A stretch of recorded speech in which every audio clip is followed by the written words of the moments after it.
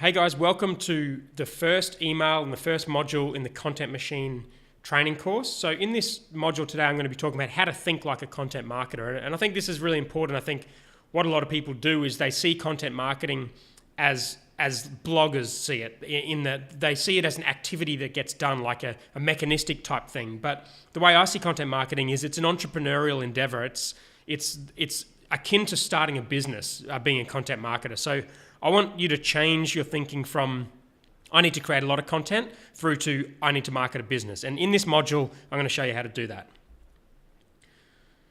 So these are the sort of questions I notice that bloggers ask. And I've been involved in the blogging world for a long time. And these are the questions that people ask me all the time. They ask, how do I create a blog? How do I get traction with my content? How do I get more comments? How do I improve my conversions? How do I monetize my blog? How do I get guest writers? How do I use frameworks to save time? So these are the sort of things that bloggers are focused in on. The problem is the questions you ask can be important. And I love this quote from Henry Ford, which is, if I had asked people what they wanted, they would have said faster horses. And because that wasn't the question he was asking, Henry Ford completely revolutionized the automotive industry, or created the automotive industry in a way, as instead of figuring out a way to make horses go faster. And so I think the questions you ask are really important. And if you get focused in on these sort of optimization type questions, you're going to miss the bigger picture. The other cool thing I love about this quote is that Henry Ford never said it. But if you don't tell anyone, then I won't either. So let's move on. Are you a blogger or a content marketer? And in this module, I want you to think about how to be a content marketer, an entrepreneurial content marketer. This is my definition of what it is. Content marketing is releasing something interesting that grabs attention for a business and builds trust. So a blogging, it is defined by writing blog posts, and that's very specific. It's an activity that you do. Content marketing is very, very broad. Your goal with content marketing is to build a business and to get attention for what you're doing. So what you could actually do could be a whole bunch of different things. And so I want to give you a couple of examples to sort of broaden your mind around what content marketing is. This is maybe how you think about content marketing at the moment, or blogging. This is what we do at WP Curve. We put a lot of content out, written content about what we're up to. We do stories of entrepreneurship. We do highly actionable, practical type content. We put out our process for hiring people or for doing internal things. We put out WordPress how-to type content. This is the kind of content marketing that you're probably used to when you think of content, but it can be a lot broader than this. So you might have seen this recently, depending on when you're seeing this course. This just came out just before I did the course. Robbie Madison riding a wave in Tahiti, a 20-foot wave on a bloody motorbike, for God's sake. And this is a year-long production put together by DC, and I think Red Bull were involved, and a bunch of other people that they put this video out there for free with the one purpose of getting attention for what they're doing, for DC Shoes and for Red Bull. And this is content marketing on steroids. And when you think about blogging, you don't think about riding a wave in Tahiti. But really, this is what these big companies are doing. They're doing what they can do to get your attention because they know you love consuming content. And that's what content marketing is.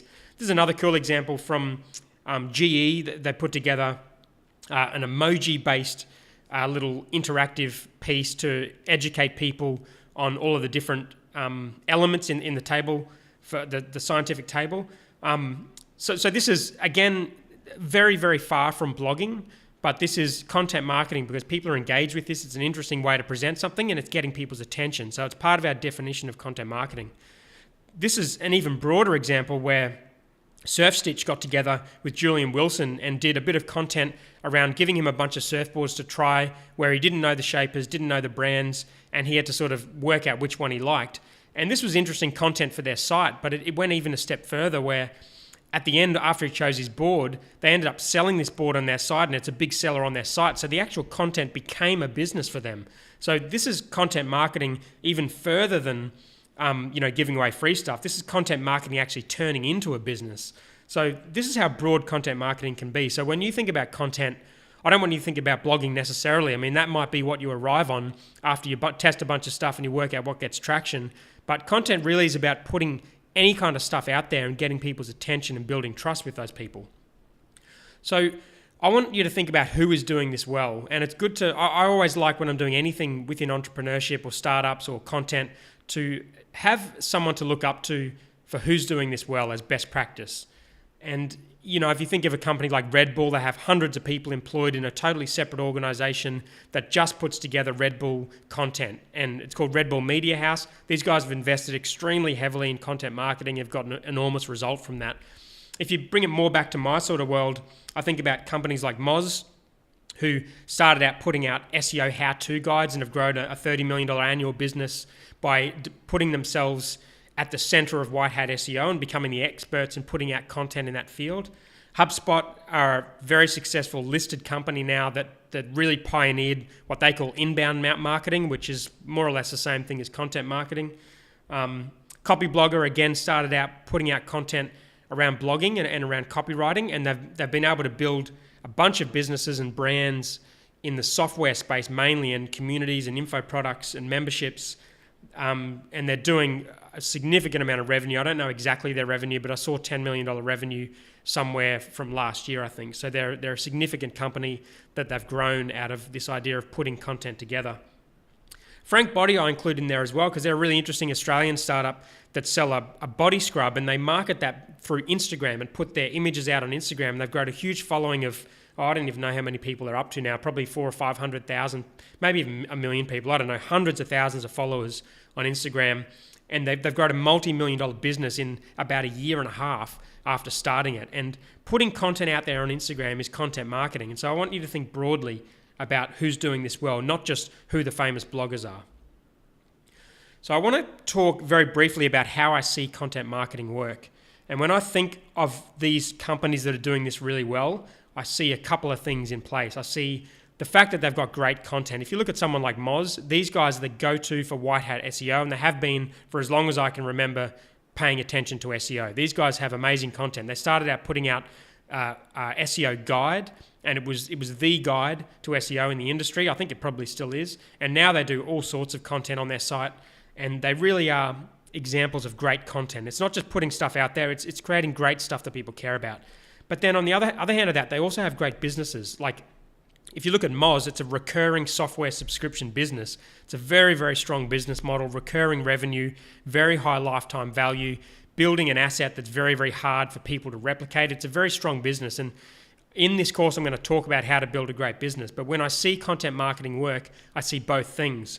I see great content and I see a great business. And a lot of the times when I see content marketing fail, it's because there's something wrong with the business. So that's why I want to focus in so heavily on that. But there's also a missing link that I don't really hear other people talking about. And that is this thing that I call monetization logic. And that is, okay, you've got great content and you've got a great business, but what is linking those two things together? Does it make sense that someone engages with your content and then goes into your world and ends up being spat out the other end as a customer? Sometimes what companies do is they'll create a whole bunch of content, but then the business doesn't really relate to that content. So there's a big mismatch between the content and the business. So I want you to think about not only how to create great content, not only having a great business, but creating content that is a natural link with that business. That is the full picture of how I see content marketing work. And if I step that out a little bit further, this is how I see it working in a perfect world. So you have a great business, you put out great content, there's a nice little link between the two. You have differentiation, which means you will get attention. And so if you go back to the definition of content marketing, you need to get attention and build trust. If you're not differentiating, you're not going to get attention. So I focus heavily in on differentiation. And that's when traction comes in. And I mentioned those questions that bloggers ask. That's up this end of the scale. So traction is when your content starts going well, and scale is when you start scaling that content marketing and exiting yourself from that process.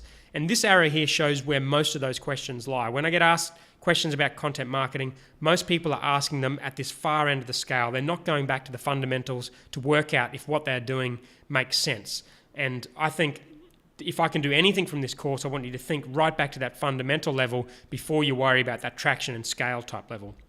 So again, what does a blogger aim to do? Create a blog, get traction, get comments, improve conversions, monetize, get guest writers, use frameworks to save time. These are all questions at the far end of the scale. How do I create a blog? How do I get traction with my content? How do I get more comments? How do I improve my conversions? How do I monetize?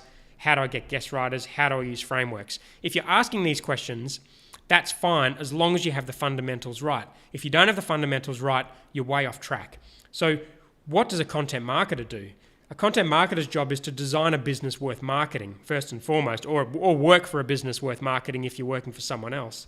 They need to form a vision of what needs to exist but doesn't. They need to look for ways to differentiate, to produce content that gets people's attention. They need to test and look for traction. It's not just a case of putting stuff out and working out how to get traction. It's a case of entrepreneurially testing stuff and working out what is naturally getting traction and doing more of that. Doing more of what works and scaling your effort so you can be more entrepreneurial, focus more on the strategy. And you do that once you have those fundamentals right. And so content marketers ask questions like this: how do I design a business worth marketing? What content needs to exist in my space but doesn't? This is hugely powerful and hugely fundamental, and this is what I call your content vision. I've got a whole module on this.